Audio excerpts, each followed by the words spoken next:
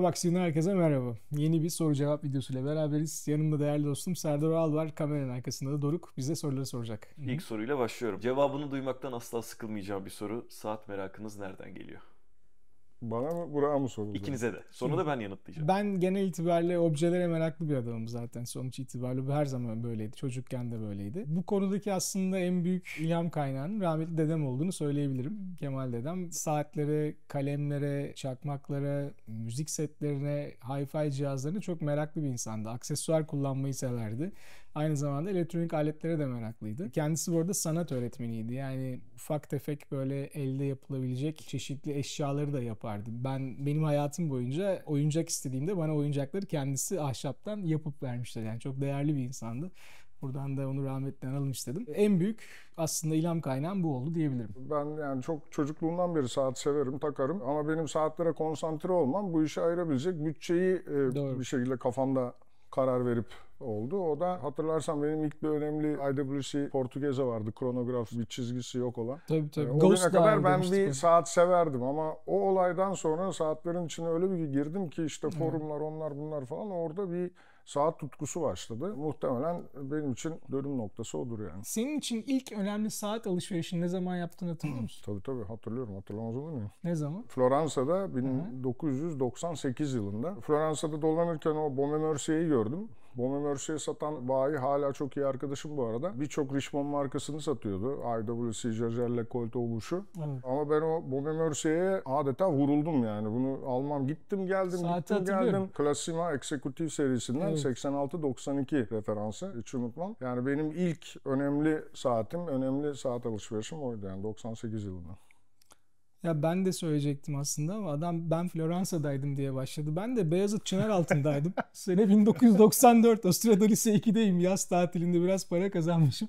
Gidip kendime bir tane 6139 canı çıkmış bir otomatik kronograf Seiko almıştım. Evet. Hakikaten canı çıkmıştı ama sonra Aydın Saat'in o dönem Sirkeci'de olan servisini götürüp orada komple revizyon yaptırmıştım. Muhtemelen saate verdiğim paranın 2 katı da revizyona vermiştim ama güzel olmuştu yani. İşte bak, nihayetinde bu olayı ayırabilecek bütçeye karar vermişsin. Yine öyle başlamış yani o. Aynen. Zaten objelere bağlı hobilerin tamamı böyle. Benim hikayede aslında ikinizinkinin karışımı gibi. Biraz babadan, dededen gördüğüm, biraz kendime bir aksesuar olarak sevdiğim.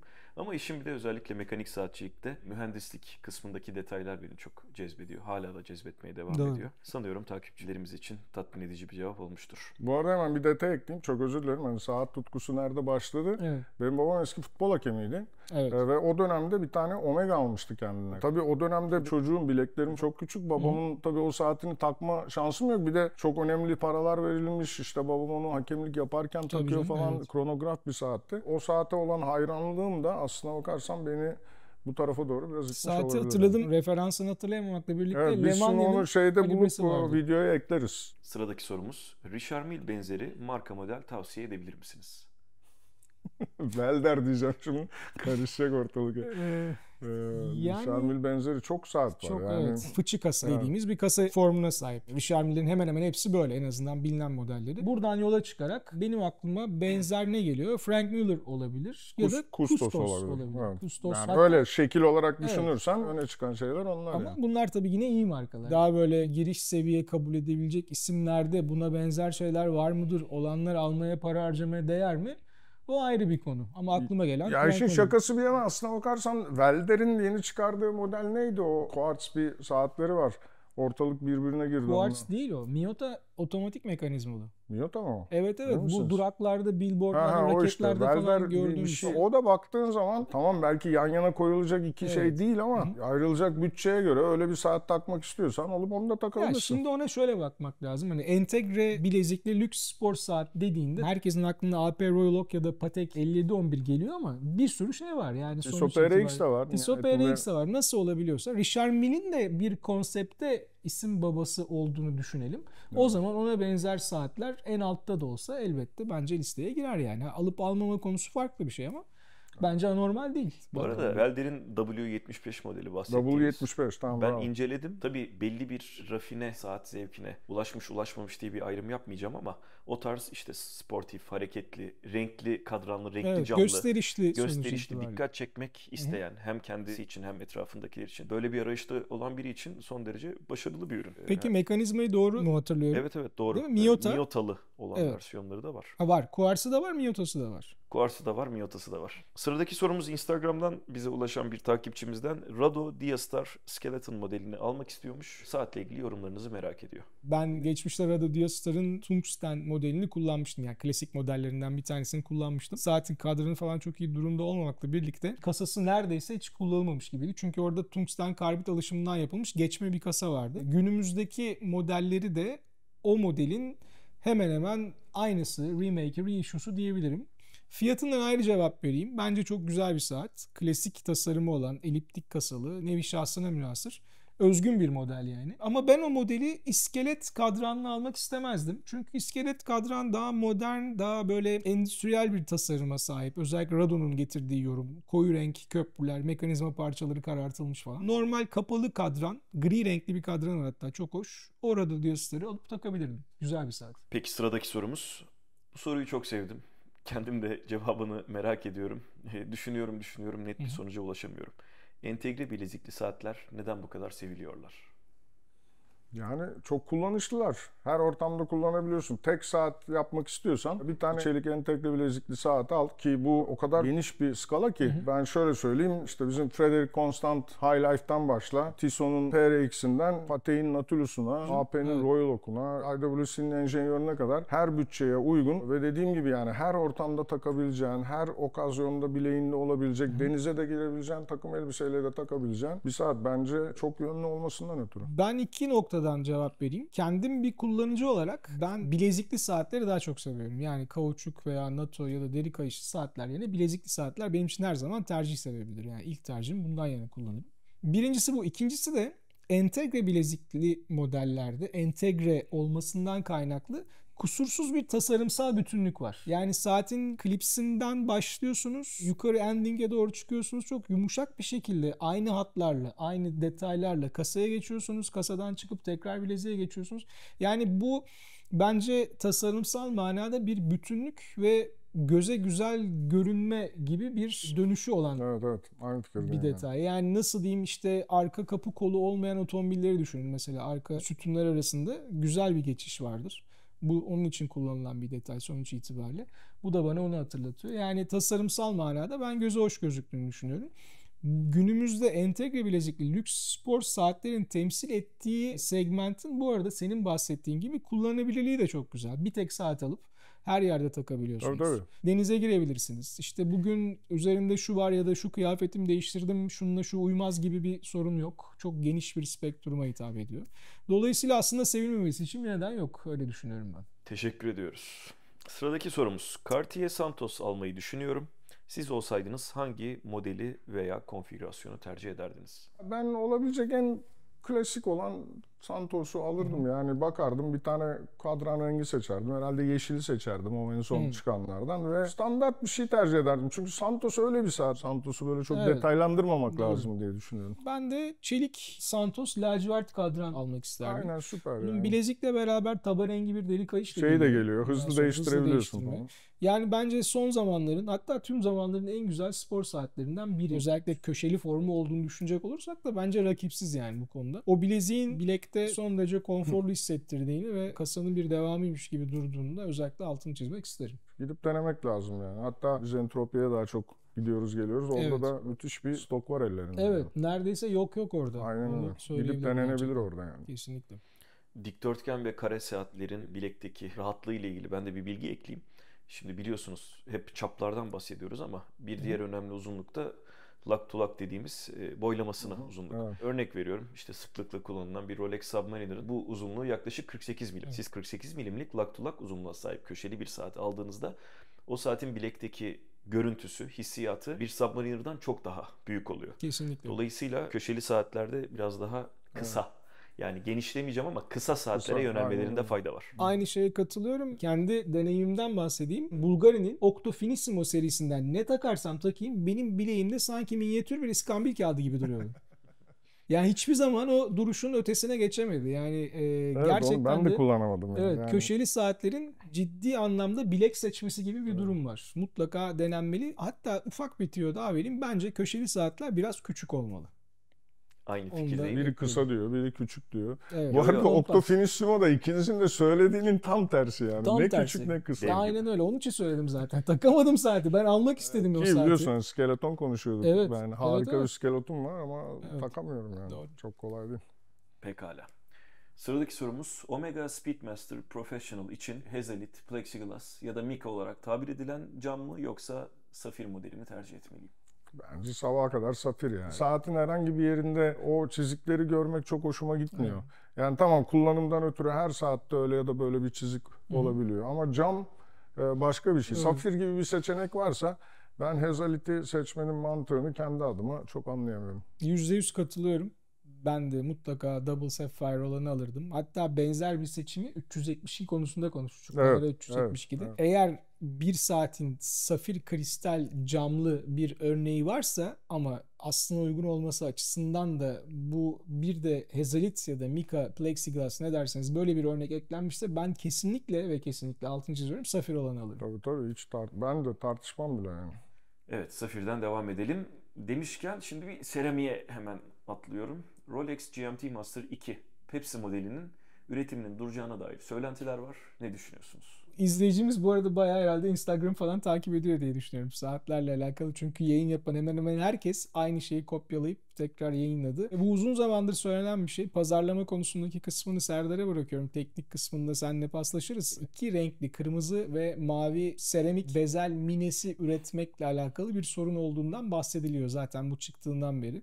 Hatta ilk çıkan modellerin kırmızısıyla ilgili bazı problemler de olmuştu. Daha sonradan tek renk üretip ikinci rengi sağlayabilmek için üzerine bir ısıl işlem ve boya uygulanıyordu. Rivayet ol ki Rolex çok fazla fire veriyor ve üretim sürecindeki prosesler Pepsi'yi üretirken daha fazla uzadığından dolayı bunun terk edilmesi gibi bir şey söz konusuymuş. Doğrunu bilemem. Dayandırıldığı teknik kısımda bu. Bilmiyorum senin eklemek istediğin bir şey var mı? Yani eklemek istediğim çok şey var. Öncelikle işin içinde saat sektörü ve Rolex gibi kelimeler geçtiğinde dedikodudan da uzak duramıyoruz. Tabii canım spekülatif mevzular hep var. Neden bu dedikodular çıkıyor bilmiyorum. Rolex'ten hiçbir resmi açıklama yok. Sosyal medyanın aracılığıyla da çok hızlı bir şekilde ve kaynaksız yayılıyor bu tarz söylentiler. Evet ben de duydum üretimin zorluğu ama yani yıllardır bunu üretebiliyordu, şimdi mi zorlanmaya başladı? Zamanında bundan zorlanacağını bilmiyordu da sonradan mı fark etti acaba bu işin içinden çıkamayacağım diye gibi soru işaretleri bende de var. Bahsettiğim Pepsi'ye özel renk geçişleri ve işte üretimle ilgili bir takım oradaki akmalar vesaire. Bunları biz gözlemledik zaten yıllar içinde. Yani şu anda piyasada 3 farklı tipte, 3 farklı işte renkte ve fontta zaten Pepsi bezeli, orijinal olarak Rolex'in ürettiği bezeller saatlere konulmuş durumda. Bu konuda daha iyi renk teması, daha iyi renk geçişleri sağlayabilirler mi? Neden olmasın? Sonuçta Rolex yani teknoloji, Ar-Ge'ye herhalde en çok yatırım yapan saat firmalarından bir tanesi. Ama tabii Serdar Bey'in yorumunu da daha çok merak ediyorum. İşin bir de ikinci el değeri. Rolex sahiplerinin ellerindeki saati daha kıymetlendirmeye çalışması, özellikle Pepsi sahipleri. Ben de bunlardan bir tanesiyim. Tabii ki hoşuma gider yani üretimin bitmesi ama bir de işin diğer tarafından bir yorum alalım. Evet. Ya ben sizin söylediklerinize katılıyorum öncelikle. Doruk'un dediği gibi eğer bu üretimden kalkarsa herkesin böyle bir fiyatların yükseleceğine dair beklentisi var. Benim öyle bir beklentim de yok. Milyonlarca var bundan piyasada. Yani bu arz talep ne kadar bozulabilir ki? Zaten Doruk'un dediği gibi resmi bir açıklama yok yani. Sonuçta Instagram'da dönüp dolaşan bir şeydi o. Louis Vuitton, Tambur Street Diver kronograf sahibiyim. Çevremdekiler saatimin fiyatını duyduğunda neden o paraya Rolex veya başka bir marka tercih etmediğin gibi sorular soruyorlar. Merak ediyorum, siz de benzer durumlarla karşılaşıyor musunuz? Yani karşılaşıyoruz tabii. Evet. En basitinden ben 6 ay önce Çapek aldım. Abi Christopher Ward varken niye bunu aldın falan diyorlar. Biz her zaman Orabox ekranlarında buraya çıktığımız ilk günden beri söylüyoruz. Yani kıyaslama diye bir şey yok burada. Yani sen onu tercih edersin, ben bunu tercih ederim. Senin bütçen buna yeter, benim bütçem buna yeter. İkisi birbirine benziyordur, bilmem nedir. Yani böyle bir şey yok arkadaşlar. Çapek'le Christopher Ward'ın Birbiriyle kıyaslanması diye bir şey söz konusu değil. Bu arada o tambur kronografın herhangi bir şeyle kıyaslanması mümkün değil. Adam beğenmiş, bütçesi uymuş, koluna takmış ve kullanıyor. Yani Rolex istese Rolex alırdı, AP istese AP alırdı. Yani bunun bakılması gereken açı bir tane yani. Almadan önce bu konuşulabilir. Mesela. Alma diyebilirsin ama adam bunu aldıktan sonra düğmeye basmış, bitmiş, koluna takmış. Yok bunu alacağına niye bunu al? Yani bu her ayakkabıda da konuşulabilir, tişörtte de konuşulabilir, arabada da konuşulabilir. Yani bunun sonu yok ki. Dolayısıyla bunun konuşulur tarafı yok. Adam almış kullanıyor, güle güle kullan, hayırlı olsun, gel bir iş yapalım falan. Konu kapandı yani. Bu soru çok hoşuma gitti. Moda markalarının saatleri var. Eyvah. Sizin de konuyla ilgili yorumlarınız var. Beklemediğiniz bir şekilde devam edecek. Peki saat markalarının da moda ya da farklı alanlarda ürünleri var mı? Örnekler verebilir misiniz? Yani böyle sorular geldiği zaman... Bize bunlarla gelin. Hoşuma gidiyor. Gerçi şimdi cevap da veremeyeceğim ama... Peki bir tane şey biliyorum. Onu söyleyeyim de hiç olmazsa cevapsız bırakmamış olayım. Hatırlıyor musun? Tag Heuer'in cep telefonu vardı. Güzel bir cep telefonuydu bu arada. Kesik böyle fasetli hatları olan. Aklıma gelen tek örnek o. Sıradaki sorumuz. Saat dünyasındaki işbirliği, marka ortaklığı mevzularına nasıl bakıyorsunuz?